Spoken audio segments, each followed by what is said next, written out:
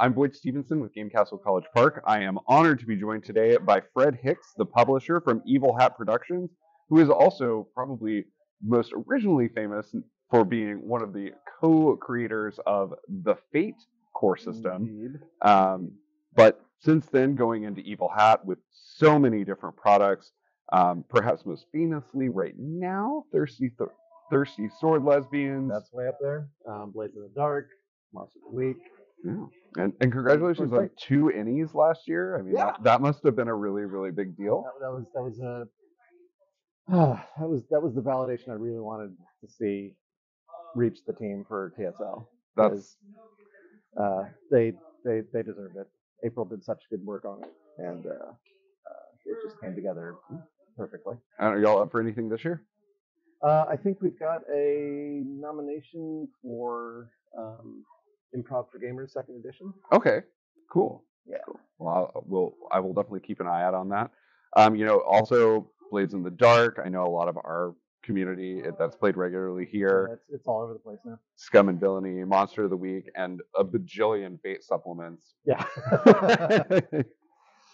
Today we're going to talk about a few different items. A lot of your newest projects, some in various places in the crowd painting stage. I think mostly done. Apocalypse Keys, Girl by Moonlight, and finally the Codex of World supplement for Monster of the Week, which I think you've got a free copy of right there.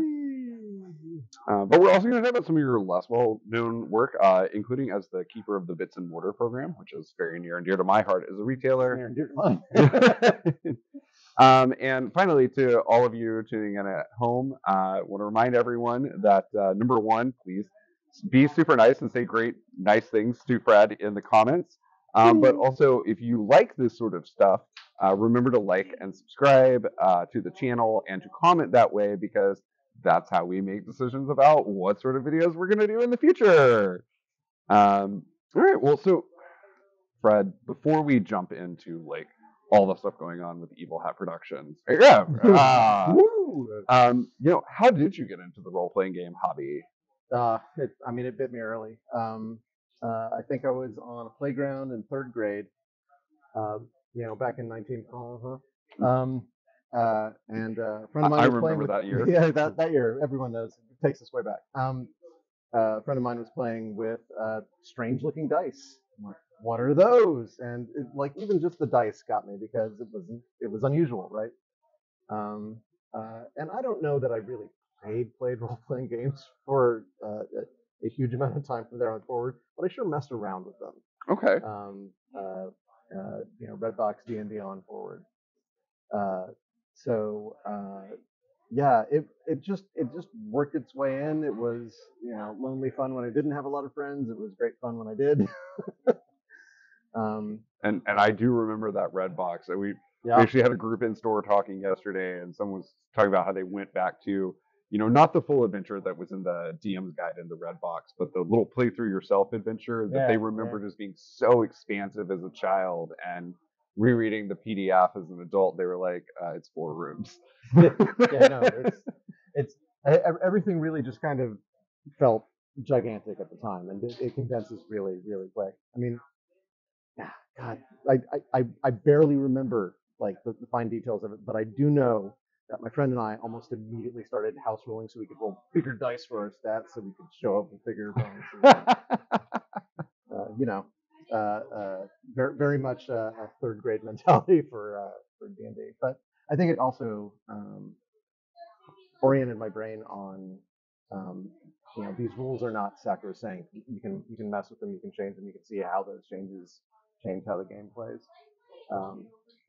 So I was a role player and a system tinkerer almost simultaneously in terms of my entry into the hobby.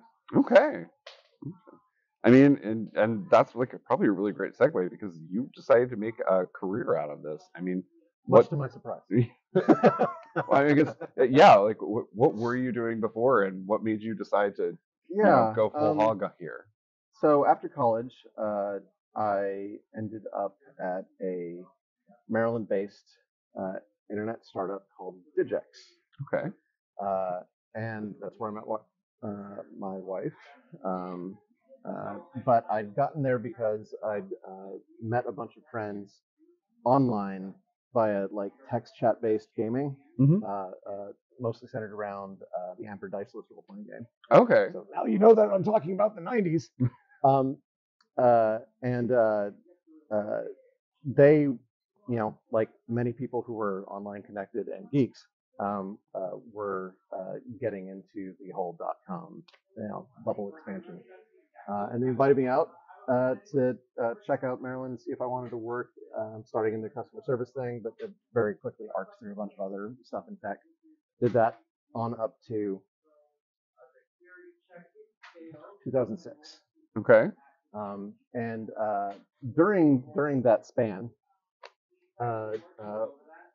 Rob Donahue and I did enough house ruling to the fudge system that it was really starting to become its own thing, Mm-hmm. and that was the earliest form of Fate.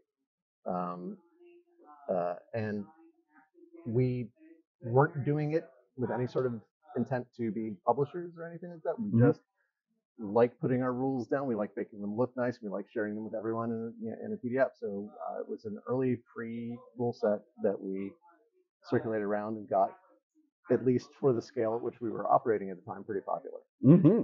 And also started picking up some attention and some like indie RPG awards for best free game. And around 2005, a friend of mine who I'd also met through that online stuff, Jim Butcher, who's the author of the Dresden Files series of novels, called me up and said, so I was talking with my agent, who's also a gamer, and we were talking about how people were asking if they could license the Dresden Files and make a role-playing game out of it. And he was like, I don't know, I don't know these people, I don't know if I can trust them with my baby. And his agent said to him, don't you have some award-winning game designer friends that you could contact instead? So Jim gave me a call and said, essentially, hey, I know you're not even a publisher, but would you like to make the Dresden Files role-playing game? I'm like, let me talk to Rob and my wife and his wife and see if we can, afford to put any sort of attention into that. And we got thumbs up across the board. Pulled some cash together to sort of form the initial Evil Hat. I think we put at most $10,000 into the company to get it started. And then thought, we'll have this game designed in like no time. It'll be fine. That was 2005. Dresden Files role-playing game was released in 2010. Yeah. So first, in order to publish your friend's IP as a role-playing game, you must first become a publisher and learn how to do any of that stuff. And that learning how to do any of that stuff was an arc through a bunch of indie design spaces and communities that resulted in Don't Rest Your Head and Spirit of the Century, our earlier releases prior to the Dresden Files role-playing game. Then when the Dresden Files role-playing game finally came out, it was a big level up for the company, and we started this sort of snowball of success through a few other, big events like that until somehow I got to today. And that's really wild because normally you talk to people and their trajectory is I was a player and then I was making my own material and then I was writing my own game. And then if the very, very fewest will say I became a publisher, and you kind of circumvented that and were like, I'll go player, writing my own homebrew stuff, thinking about it, then I'll become a publisher, and then I'll do my own. I mean, really, up until 2010, the main purpose of Evil Hat existing as a commercial entity was to publish the Dresden Files role-playing game. Then we did, and we're like, so what do we do now? Right. And people were really wanting to get at the heart of Fate as it existed in the Dresden Files role-playing game. So I set two of the folks we had worked with on that on the job of essentially extracting that and smoothing it out so that it would work as a I don't think we used the word generic, a settingless role-playing game. And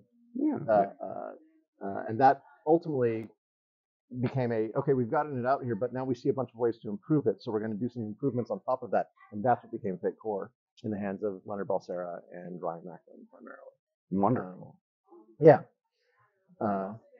Yeah. It's just been building. We had a stretch of messing around in board gaming card games, but that wasn't enough like our like community interactions and other aspects of the work to role playing games that ultimately, um, although we did, I think we had like a good 5-6 years of our sort of our board card game phase. We've decided to pull back from that and focus on what we do best, role playing games, and you're seeing some of them here. And we've talked. You've done some publishing of the stuff that you make. You've published some other people's stuff. You've done some work where you've had some design space in it, but maybe someone else was in there. You talked about Ryan Macklin, who has published directly. Yeah. Katanas and Trench Coats. Katanas and Trench Coats. That's it's like Speaking of the 90s. Yes, exactly. I mean, let's distill it down to its most the base absolute essence of 90s. But you mentioned you're designers for Thirsty Sword Lesbians. When you're working with outside designers, what are you looking for? What's kind of the one thing that you want to consider, or the one box you want to see checked before you sit down with somebody? We really like to see, because there's a number of us at Evil Hat that sort of converse over the submissions we get. We really want to see a point of view that we don't think is getting as well served in the broader hobby as it might be. Because I've, like I said, I started in third grade, and for most of the time that I've been in the hobby, it has served my straight white male self quite well. But it does not often reach out to marginalized groups as well as it could.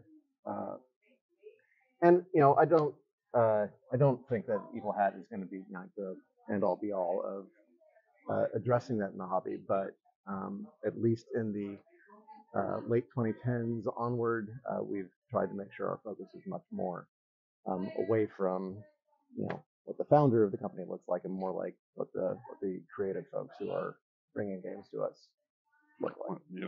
Speaking as a gay man myself and the owner of a game store that has an employment base that is 50% GLBTQ plus. This is we love a big plus seeing for that bringing sort my of kids thing. to the D&D camp. So this is what I love to ask anybody. What games are you playing in right now? I'm most of what I'm actually getting time to play is fifth edition. Okay. Because it is the bedrock beer and pretzels game for a lot of social groups, and a lot of the like working professional friends of mine. They get to their Friday and they're done with hard thinking. Sure.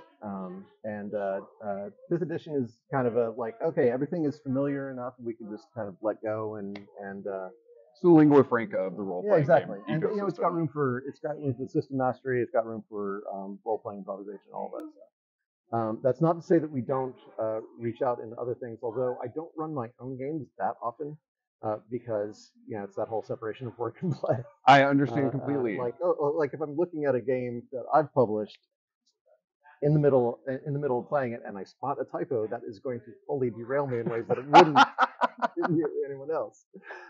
So there's that. I also recently ran a one shot of Brindlewood Bay. Okay, now I don't know that one. Oh, that's a fun one. It's from the Gauntlet online community, I think I want to say. And it is a what's a good way to? Okay, this is my tagline for it. It's H.P. Lovecraft's Murder She Wrote. Oh, okay. I'm sold. Yeah, you play uniformly. All of the player characters are meddling little old ladies. Okay. Who are in a small tourist town somewhere, I think in Massachusetts, where an improbably high number of murders happen. Okay.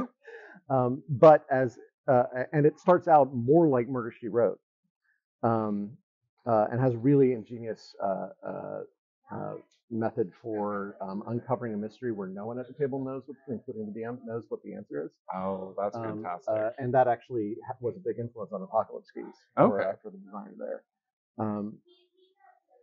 But as you progress through a series of mysteries, if you're running it in a longer form, you'll start to have hints at the Void and the midwives of the Void, who are this cult who are tied to the murders that keep happening in Brindlewood Bay. Okay. And ultimately, you're building towards a climax where like something eldritch arises from the bay, and little old ladies who've maybe picked up a little bit of occult stuff and a whole lot of like Agatha Christie-esque like ideas of how to address problems have to face it down. I love a That's the good culmination of the system game. that's either GM-less or that where the GM may not necessarily know everything. Yeah. Fiasco is a very popular system here at our store for helping newer players learn to role play. Yeah. It's that they're two different skills. One is the system mastery of what do the dice mean, but there's also the what does it mean to inhabit this other person. And it sounds like this is a great game. Yeah, I mean, that. I think Brindlewood Bay and a lot of stuff in the Powered by the Apocalypse space, which I would include Blades in the Dark as at least a strong cousin relationship to,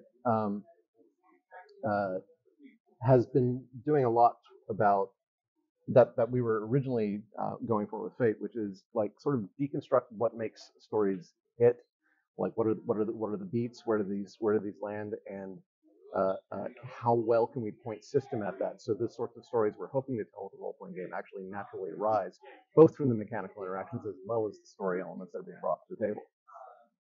And one of the things that Brindlewood Bay does, what I was talking about, the mystery element, is you get a list of possible clues, and as the GM, you're mainly running around embodying NPCs and making all of them seem suspicious. Okay.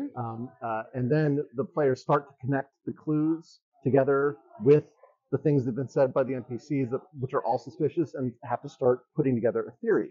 Once they have a theory, they then make a roll to test whether or not their theory is right. Okay. But it has to integrate all of those details that they've uncovered so far. So yeah, I had no idea that the Russians were behind the rich guy who got murdered on his yacht. But as it turned out, that made total sense with the clues and suspicious behaviors I paraded in front of him. Cthulhuovich and Pasterkov. Cthulhuovich, yes, yes, the well-known Cthulhuovich. Ooh, now I'm gonna have to think about that one. Well, this is the end of the first of our three-part series where we are going to be talking with Fred Hicks.